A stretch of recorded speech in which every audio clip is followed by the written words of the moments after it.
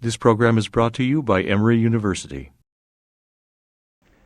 So, Sir Salman, I'll start with a general statement in how I view adaptation, and I'd like to hear your response and your views, although we very much appreciate your sharing your views with the introductions to the films and the teaching of your seminar.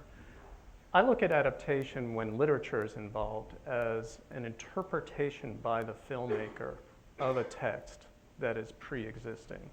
That is to say, I see it as almost comparable to a scholarly essay that might analyze and emphasize certain themes, certain imagery, certain characters.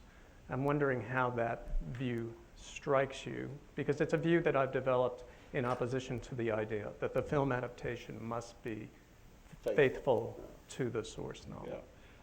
No, I think unfaithful infidelity is better.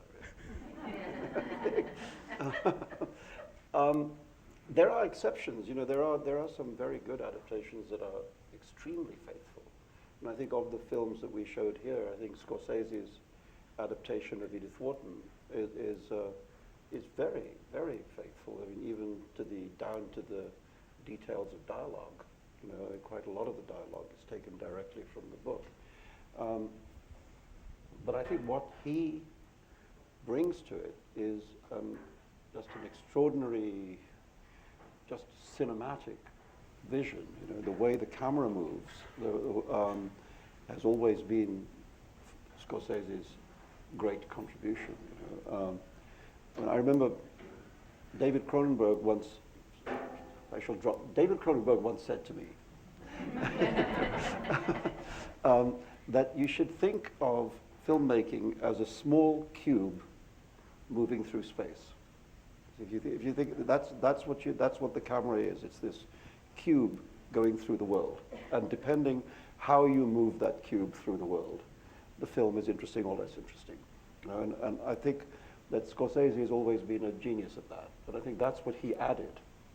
Well, and as well, the mise-en-scène of the film, the settings, all the apartments, the lush, claustrophobic feeling you get from the visual sense of the film is very striking. All that food. It's fantastic at food, that film. There's wonderful kind of top shots. You know, it could be on the Food Network. But it adds a great deal to the sense of who these people are, that this is how they eat, you know, and it does. That's the thing that's not in the book. That's entirely his addition, this sense of consumption, you know, literally how people consume both things and edibles. You know, it's very interesting, the film. But I think on the whole, the free adaptation is much more frequently successful. You know, and I think a recent example of that is the film There Will Be Blood, which does come from a novel by Sinclair Lewis called Oil. But the novel is not that much like the story of the film. The film is much more kind of expressionistic and so on than the book. As against that, you know, the Coen brothers film of Cormac McCarthy's No Country for Old Men is almost scene by scene from the book. I mean, it's like they use the book as a screenplay almost. You know, so it can work both ways, I think.